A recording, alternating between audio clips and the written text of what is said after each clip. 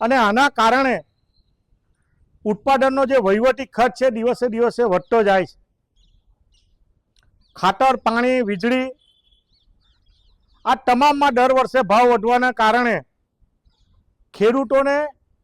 શેરડી પકવતા ધીરે ધીરે શેરડી પકવવામાં અને ઉત્પાદન ઓછું આવવાના કારણે અને જે સરકારની નીતિ છે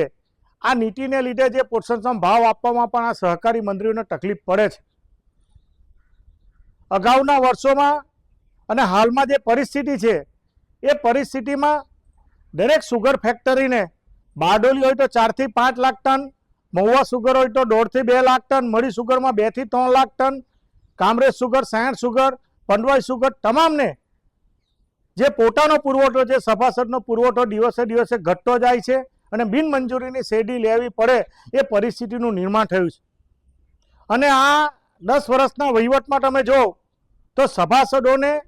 100 થી 150 રૂપિયાથી વધુનો ભાવ વધારે આપી શકતા ન હોવાના કારણે ધીરે ધીરે શેરડી પકવવા માટે ખેડૂતો ચિંતાતુર બન્યા છે। અને હાલમાં પણ કમોસમી વરસાદને કારણે આજે લગભગ દરેક સુગર ફેક્ટરીમાં 7,000 થી 10,000 એકર શેરડીનું રોપાણ નોંધાયું છે અને એમાં પણ 20 થી 25% જેટલી શેરડીમાં આવનારા દિવસોમાં નુકસાન થાય અને ફરીવાર એને રોપવી પડે કે એને જે બાકી રહી ગઈ છે એમાં ફરીવારથી વાવણી કરવી પડે એ પરિસ્થિતિનું નિર્માણ થયું છે।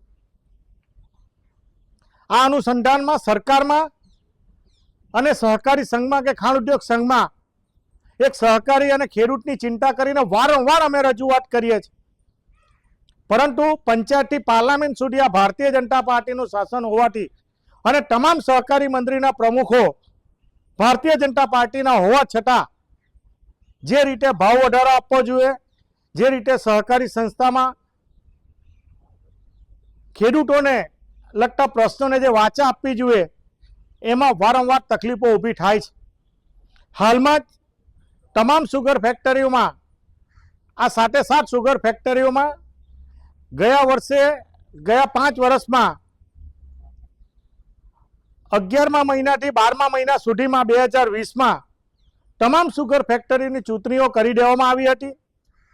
અને 12મા મહિનામાં લગભગ તમામ જગ્યાએ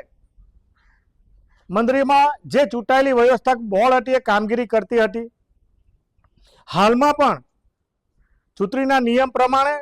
90 દિવસ પહેલા ચૂંટણીની પ્રક્રિયાની શરૂઆત કરી દેવામાં આવતી હોય છે। તમામ સુગર ફેક્ટરીઓમાં કલેક્ટરશ્રીને ખાંડ નિયામકને ઠરાવ કરીને મોકલી દેવામાં આવ્યા છે અને એની મતદાર યાદી પણ જે તે વર્ષને કાયદામાં પેટા નિયમ મુજબ સંસ્થાના એના પ્રમાણે એ પણ મોકલી આપવામાં આવી છે।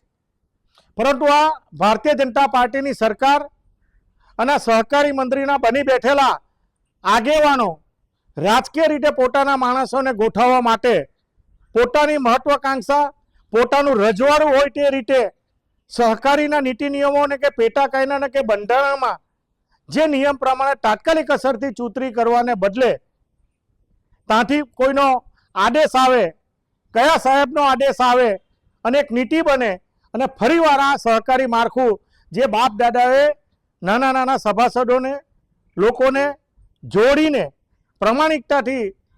દરેક સુગર ફેક્ટરીમાં 300 થી 700 કરોડ સુધીનો સહકારી સંસ્થાનો વહીવટ ખેડૂતો મારફત અને એના પ્રતિનિધિઓ મારફત થાય એ દિશામાં કામ કરતા હતા। પરંતુ હાલની પરિસ્થિતિમાં એવું દેખાઈ આવે છે કે જો આ પરિસ્થિતિ રહી અને ખેડૂતો જો જાગૃત ન બનશે તો આ માળખામાં પણ આવનારા દિવસોમાં મોટા પ્રમાણમાં સહકારી માળખાને નુકસાન થાય એ પરિસ્થિતિનું નિર્માણ થયું છે। વડીલોને પણ વિનંતી કરીએ છીએ, સહકારી માળખાની સાથે સંકળાયેલા જેમણે આ માળખું નિર્માણ કરેલું છે એમનો પણ મૌન ધારણ કરીને જે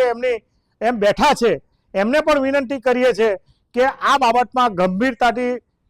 પગલાં લઈ અને એકજૂટ થઈને ખેડૂતોના હિતમાં આ બાપદાદાએ 50 વર્ષથી વધુનું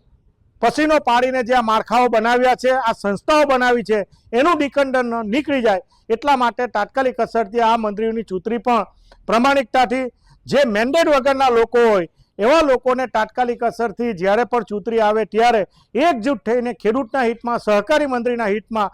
આ ચૂંટણી થાય એ દિશામાં માનનીય મુખ્યમંત્રી શ્રી સહકાર મંત્રી અને કલેક્ટરને તાત્કાલિક અસરથી રજૂઆત કરીને તાત્કાલિક અસરથી આ પ્રકારના પગલાં લેવાય એ માટેની માંગણી કરતો મેં પત્ર લખ્યો છે.